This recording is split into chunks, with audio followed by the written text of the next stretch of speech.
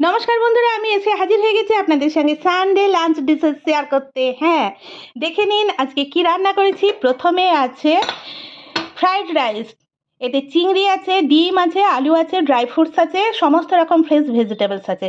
Olive oil দিয়ে cook করা হয়েছে, কিন্তু আমার আর আমার হাজব্যান্ডের দুটো ভাগে ভাগ করে নিয়েছি। আমি যেহেতু দেশি গাওয়া ঘি খেতে পছন্দ করি, সেম ডিশেতে আমি একটু দেশি গাওয়া ঘি অ্যাড করে নিয়েছি।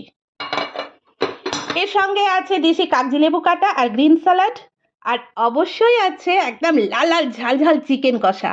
ঠিক আছে, এবার নেক্সট দেখুন স্টিম রাইস, আলু হচ্ছে ভাতে সেটাকে মাখা, আর রুই মাছ দিয়ে আলু দিয়ে পটল দিয়ে একদম বাঙালি মাছের ঝোল।